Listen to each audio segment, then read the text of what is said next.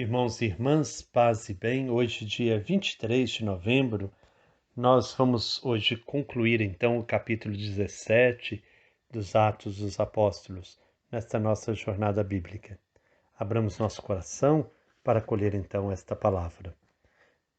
Deus Pai, Filho e Espírito Santo, fonte transbordante da missão, ajuda-nos a compreender vossa palavra, a testemunhar como as primeiras comunidades cristãs que a vida é missão, dom e compromisso. Que os encontros que faremos percorrendo as páginas dos Atos dos Apóstolos ajudem a cada um de nós a ser testemunha profética do Evangelho numa igreja em saída de discípulos e missionários em estado permanente de missão. Eis-me aqui, Senhor, quero assumir a missão de construção do vosso reino. Envia-me. Amém. Nosso texto hoje, então, é o capítulo 17, versículos 16 a 34. Enquanto Paulo os esperava em Atenas, seu espírito se revoltava ao ver a cidade cheia de ídolos. Por isso debatia na sinagoga com os judeus e com os adoradores de Deus. E na praça pública falava a qualquer hora do dia com que por aí apareciam. Também alguns filósofos epicureus e estoicos conversavam com ele. Uns diziam: "O que esse tagarela está querendo dizer?" Outros diziam: "Parece um pregador de divindades estrangeiras." Isso porque Paulo anunciava Jesus e a ressurreição.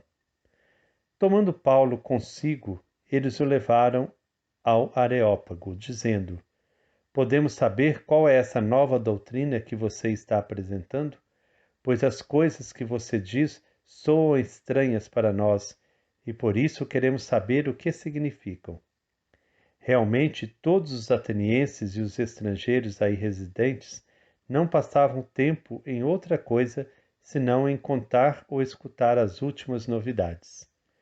De pé no meio do Areópago, Paulo disse: "Atenienses, em tudo vejo que vocês são extremamente religiosos. De fato, passando e observando os seus lugares de culto, encontrei até um altar com a inscrição: ao Deus desconhecido. Pois bem, aquele a quem vocês veneram sem conhecer, é esse que eu lhes anuncio. O Deus que fez o mundo e tudo que nele existe. O Senhor do céu e da terra não habita em templos feitos por mãos humanas. Também não é servido por mãos humanas, como se precisasse de alguma coisa. Pois é Ele quem a todos dá vida, respiração e tudo mais. De um só, Ele fez toda a raça humana para habitar sobre toda a face da terra, fixando os tempos anteriormente estabelecidos e os limites da habitação nela. E assim fez para que buscassem a divindade, e ainda que fosse às apalpadelas, se esforçassem para encontrá-la.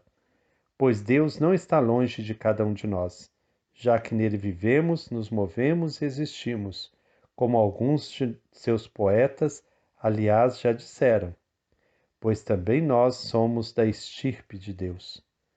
Portanto, se somos da estirpe de Deus, não devemos pensar que a divindade seja semelhante ao ouro, à prata ou à pedra, modelados pela arte e imaginação humanas.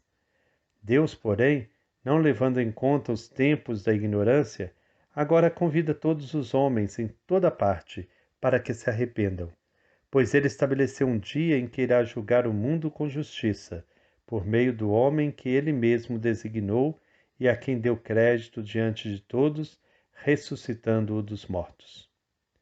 Quando ouviram falar de ressurreição dos mortos, alguns começaram a zombar, enquanto outros diziam: "Em outra ocasião nós o escutaremos sobre esse assunto." E assim Paulo retirou-se do meio deles. Alguns homens, porém, juntaram-se a ele e acreditaram. Entre esses estava também Dionísio, o Areopagita, uma mulher chamada Dâmaris e ainda outros com estes. Palavra do Senhor, graças a Deus. O episódio de Paulo em Atenas é central neste livro dos Atos dos Apóstolos. Com o discurso de Paulo no Areópago, Lucas procura mostrar o anúncio cristão penetrando em ambiente idolátrico e culturalmente importante. Talvez o discurso não remonte tal e qual ao tempo de Paulo, mas reflita muito mais o tempo em que Lucas escreve, bem como as tentativas que se faziam para converter as elites intelectuais. Com efeito, a argumentação do discurso parte de ideias filosóficas gregas. É a tentativa do cristianismo de falar a partir de uma cultura estrangeira. Nesse tempo, Atenas é uma cidadezinha com 5.000 habitantes, e dos tempos clássicos conserva apenas a lembrança e os monumentos. Tornara-se um centro de estudos, uma cidade universitária cheia de filósofos de todas as tendências. Também é um centro religioso, cheia de templos, estátuas e altares votivos. Podemos dizer que Atenas é o centro cultural e religioso do mundo grego. Como acolherá o anúncio cristão? A evangelização começa pela observação da realidade. Paulo anda por Atenas e se revolta com a idolatria. Vem o segundo passo. Conversa e discute com os judeus e prosélitos na sinagoga e com o povo na praça pública. Quer saber como os adoradores do Deus único sentem o ambiente e como toda essa idolatria repercute no povo que não conhece o Deus verdadeiro. Ao mesmo tempo, anuncia Jesus e a ressurreição em grego. O povo devia pensar que se tratava de um casal de deuses masculino e feminino. Mas Paulo atinge também os filósofos, intelectuais, donos da cultura e propugnadores da ideologia que sustenta o arranjo social. Das 4 principais correntes, cita 2: a epicurista, fundada por Epicuro, e a estoica, fundada por Zenão. Ambas as correntes propunham ideais éticos elevados, viver conforme a lei universal que governa todas as coisas e acontecimentos. Esses filósofos estranham Paulo, acham-no charlatão e pregador de divindades estrangeiras, mas têm curiosidade e, como todos os atenienses da época, vivem em busca de discutir as novidades. O Areópago, ou Colina de Ares, ficava a sudoeste da Acrópole, e aí se reunia o Supremo Tribunal para julgamentos importantes. Paulo é convidado a falar no lugar mais importante da cidade. Como evangelizar os pagãos que não conhecem a Bíblia? O discurso de Paulo, segundo Lucas, apresenta um modelo. Primeiro, uma introdução. Paulo parte da realidade que observou. Os gregos têm muita religiosidade, mas não conhecem o Deus verdadeiro, que para eles é desconhecido. Até hoje não foi encontrado esse monumento ou inscrição, mas os escritores do tempo falam do costume de se cultuar por precaução também os deuses desconhecidos que por acaso existissem. Paulo chama atenção, é esse Deus desconhecido que ele anuncia. Segundo, Deus criou o universo e a história humana. Usando vocabulário e ideias gregas, Paulo anuncia o Deus único, criador de tudo e autor da vida. Sendo autor de tudo, não pode ser encerrado num santuário. Sendo autor da vida, não pode receber nada das mãos humanas. É a crítica do templo e do culto idolátrico.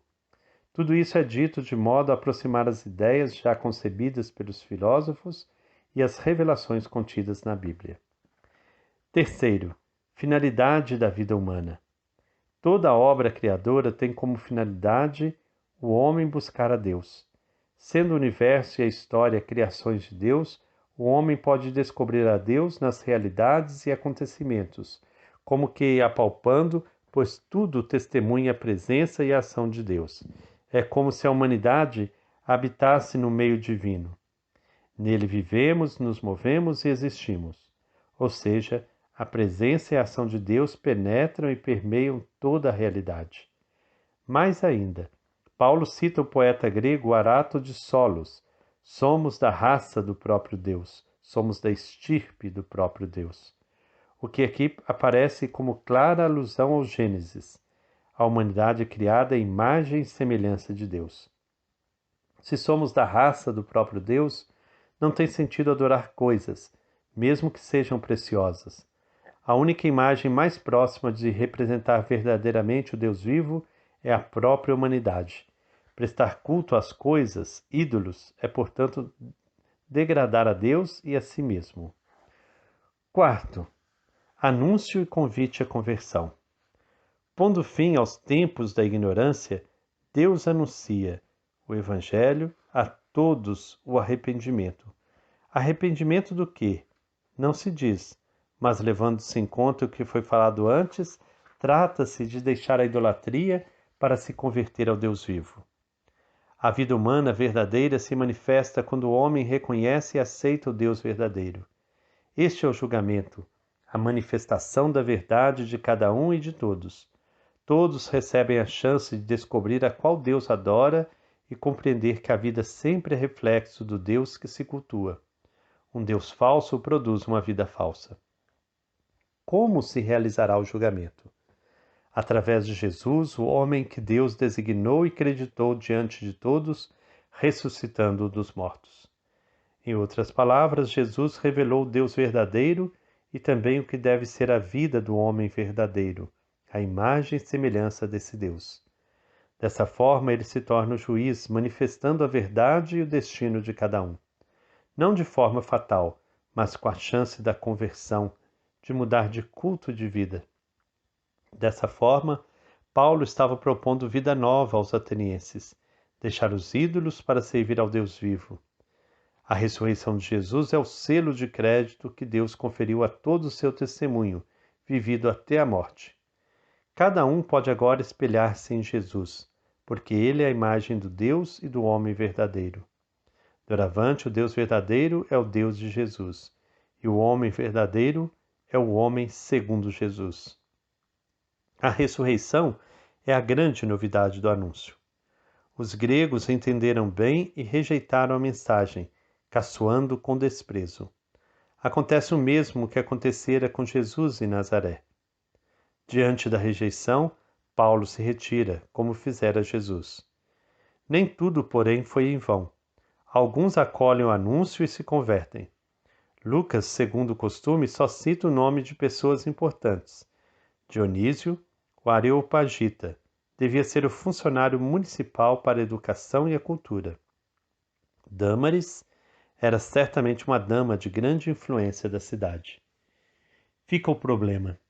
De que modo o anúncio cristão pode provocar a conversão das elites intelectuais? De que modo essas elites poderão aceitar a loucura de crer num Deus que, devido ao seu testemunho, foi sentenciado como criminoso? E que Deus aprovou Jesus, ressuscitando-o e tornando-o juiz de todos? Para intelectuais inflados, esse bocado é difícil de engolir, tanto que Paulo mudará. A seguir, em Corinto, ele não tentará mais equacionar anúncio cristão e cultura, mas proporá unicamente a loucura da cruz. Então, para nós refletirmos hoje, nesta segunda-feira, nós somos chamados a pensar nos nossos métodos de evangelização. Paulo, olhando ao seu redor, faz uma leitura crítica da realidade. E a partir dessa leitura crítica, ele faz o anúncio, usando os elementos daquela cultura e anunciando Jesus. Como que nós hoje também fazemos esse anúncio? Ele parte das culturas, parte da realidade? Então, o convite hoje é pensarmos nossos métodos de evangelização. E também nós somos convidados a pensarmos no conteúdo do que Paulo fala aos gregos. Em Deus vivemos, nos movemos e existimos. De fato, vivemos, nos movemos e existimos em Deus? Que o Senhor Deus de amor e bondade nos abençoe. Em nome do Pai, do Filho e do Espírito Santo. Amém. Paz e bem.